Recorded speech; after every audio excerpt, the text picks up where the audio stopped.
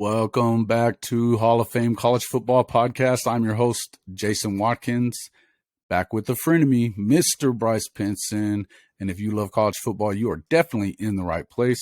So before you forget, smash the red subscriber button, like our videos, and don't forget to ring that bell so that you don't miss one moment of the Hall of Fame College Football Podcast. Kayshawn is Boutte. Let's talk about him. That is his new name. That's his new name. In this podcast, his name from now on is Kayshawn is Boutte. Okay. Well, Kayshawn Boutte, the wide receiver, All-American, coming in. He's rumored to be going to be leaving the school. I don't know for sure that that's going to happen, but after last night, apparently there was quite the blow up in the locker room. You saw him kind of blowing up on the sideline during the game. He wasn't getting targeted a lot. The times that he did, though, he was dropping balls. Dropped a touchdown, dropped a first down. I mean, obviously, Florida State had this game in hand, but it took literally LSU playing about as bad as it could for the entire first half and dropping touchdowns. They had two muffed punts. They had two blocked kicks, one for the field goal and one that would have tied the game after time had expired. The extra point got blocked, and they still had every chance in the world to win. And it's exploding in Baton Rouge this morning. You know, we're talking about a kid that may be leaving. He's a first-round grade guy, so I don't see him enter the transfer portal. But this can't be a good look for scouts and going into the draft either, can it? Oh, no, absolutely. This dude cost him money. Dude, I can't wait to talk about Kayshawn is Boutte. He cost himself money. Yeah, he made his money playing college football, but this draft issue, this thing where he's going to enter into the NFL, where it's going to be his profession because he's good enough to play in the NFL. Oh, absolutely. He just cost himself a lot of draft picks. Think about that. This guy sits there. Maybe. Listen. I would say maybe to that because of the fact that he's wearing number 7, which is a big deal at LSU. He's coming behind two amazing LSU receivers that went early. I'm going to hear you Randy Moss was better. Randy Moss was better. Shoplifting, bro. It's a different thing. Okay, I don't know if it is. It is. It absolutely is. He broke the law. Whatever. But time out. Listen to me. Hear me out. This dude has been a problem ever since Brian Kelly got here. 1. Number 2, he plays Florida State. If he catches that touchdown pass and he catches that first down before they have to punt, they win the game. So you could point your finger at him if you want to. No one's pointing their finger at him but me, but I'm going to now because he turns around and he points it at the coach. Right. What coach wants to coach Kayshawn is Boutte in the NFL if every time I drop a pass, I drop a first down, I lose the game for us, I can't take responsibility. I got to turn around and go, oh, it's my coach. You can't take responsibility? I don't want to coach that guy. Get out of here, Kayshawn is Boutte. I don't even care if he goes to the NFL. You're trash. Take that volume down just a shade, bro. You're killing my ears here. I'm sure. Sorry, he's Boutte. But listen, guys, hey, look, here's the one thing I'll say about that. I agree with you totally on how that is. These kids these days, and obviously, and I also feel like a lot of this goes back to Coach Orgeron.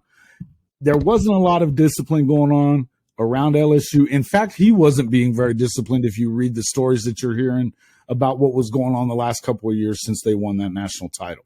So he hasn't been told no ever. And I think that Brian Kelly's kind of that no nonsense kind of guy. Yeah. I think listen, here's the thing. There's a lot of people that are definitely on the side of Kayshawn Boutte because of the fact that they are not on the side of Brian Kelly. They think this is a terrible hire. They think that he's fake because he had his stupid fake accent at that basketball game, which was stupid. Listen, let me get in there, dude.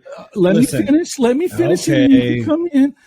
And I'm not even saying that. I'm not the biggest fan of Coach Kelly, but I got to tell you, and I've been saying this, I don't think that this is a bad hire. I think that it may take some time for it to get where it needs to get, but this guy wins everywhere he goes, and he was winning at Notre Dame when nobody has won at Notre Dame.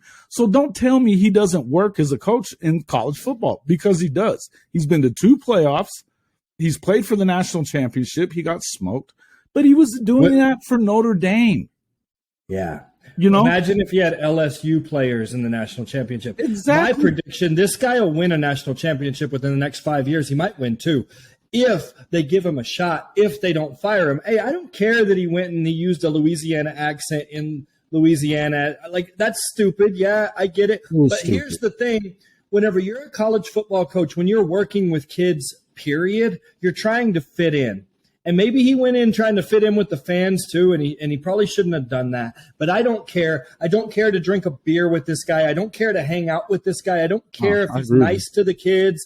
All I care about is winning football games, and he wins football games. And this dude has the talent around him to compete with Nick Saban and compete with Dabo Swinney and compete with the Georgia guy. What's his name? Kirby Smart. Kirby Smart. He has the talent to do that. Is he going to do it this year? I mean, he may start. He's a problem already. Listen, I don't even think that this game means a whole lot. And literally, it took all of those things to happen for them to lose last night. Yeah. I mean, Florida State.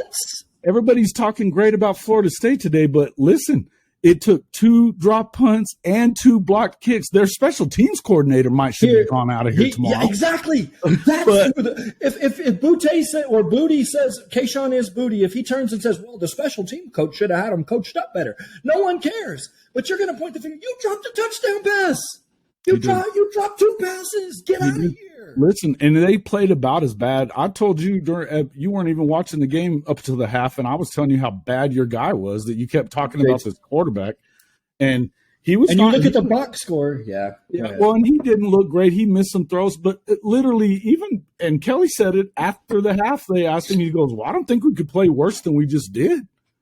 Yeah. And he was right. He was right. I mean, they go 99 yards at the end of the game and they should have tied it. They hit the touchdown with 1 second left. And then freaking the extra point gets blocked. Literally, I mean, if that thing goes to overtime, you got to figure you never know. You got to figure they win the game. The momentum is definitely on their side. So, it's a pretty crazy deal. In the end, we'll see what happens with him. There's nothing has come out official as of yet, at least at the time that we started this thing. We're going to find out what happens next. But let me talk about Jaden Daniels real quick. So Jaden Daniels, he may be trash. Maybe I'm wrong about the kid, but either way. I think that he showed us on that last drive that he's not trash. Yeah, he struggled. He struggled the first half, no doubt about it. But, I mean, when you look at the box score, he was the whole offense. And what I saw was a lot of drop passes. He had over 100 rushing yards, over 200 passing yards. And you look at everybody else on that team, no one else showed up. And I'm not saying he did necessarily either. But they should have won that game. Well, none of them really showed. And again, he missed some throws. He didn't miss a ton of throws. He just missed some throws that really could have mattered in that first half and even in that third quarter. I saw him miss a wide open tight end that would have been a 20, 25-yard game probably. He overthrows him by a mile. But again, that's not to say you can't have a tough game starting off your first game with a new program. I get it. New offense, new coach, new everything. And then he was over there trying to get Keyshawn Boutte was acting the fool, and during the game there was some problems going on, and he was over there like a quarterback should be as a leader, over there trying to get him